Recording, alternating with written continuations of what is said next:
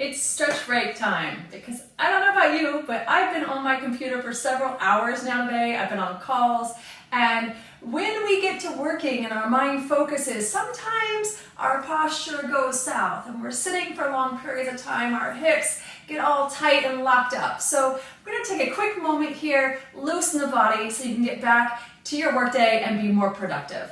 Now, I'm on a little break in my kitchen, always making my tea, and so I love to use my kitchen sink and counter to hold on to when I stretch. But this could also be a deck railing or a stair railing, anything that's stable that you can hang on to.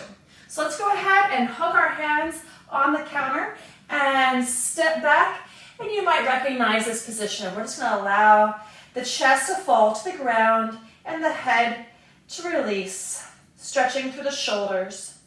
And here, we're going to bend the left knee and twist and look under the right armpit. Big inhale here. And the exhale, we switch sides. Gently moving with the breath on your own pace. You can move the hips around. Find your own best stretch. So you can shift the weight here. We'll go one more time back to the second side. Again, exploring the body, what feels best to you. And you're welcome to stay here because this is an amazing stretch. Or we can add on. And we're going to move into a squat. So you might want to get your feet a little wider apart. And here you could, of course, be sitting on a chair or a block or a stool or something. We're leaning back away from the counter and we're sending the weight back into the hips. Nice big stretch through the back and the shoulders. And again, now we're going to do our twist. So we're going to transfer weight into the left foot and look underneath the right armpit. We take a big breath in, and then we exhale it to the other side. And it's okay if your heels come up off the ground. As long as the knees feel healthy and happy, it's all good. And now as we transition back to the first side, we're going to rotate even more. And we're going to allow that knee to open up. And you notice my heel is off the ground.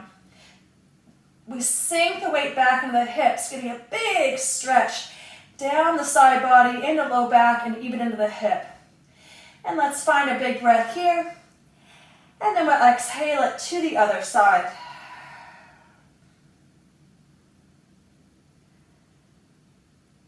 Nice, slow, deep breathing. And one more time, back to the first side.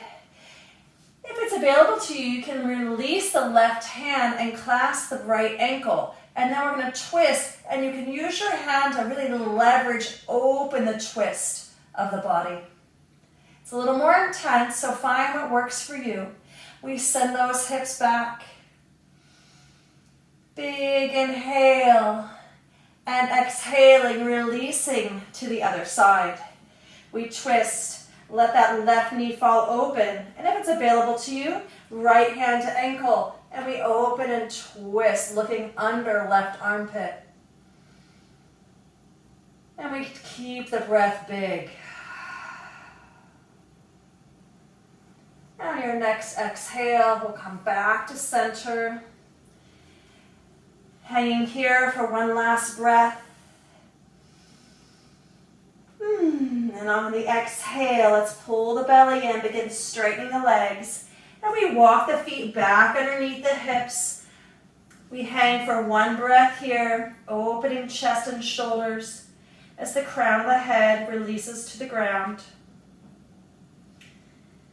And on your next exhale, let's pull the belly in, release the hands from the counter, and we roll it up one vertebrae at a time. Head is the last thing to rise.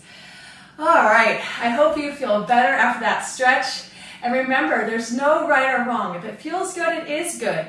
And some of these stretches may be available to you, others are not. It's about exploration and play, finding what feels good to your body, mobilizing in the middle of your day for that little quick stretch break so you can get back to whatever you're doing in your day, feeling more open, more alive, more energized, and ready to rock and roll. Let me know what you think. I'd love to hear your comments and questions, so post below.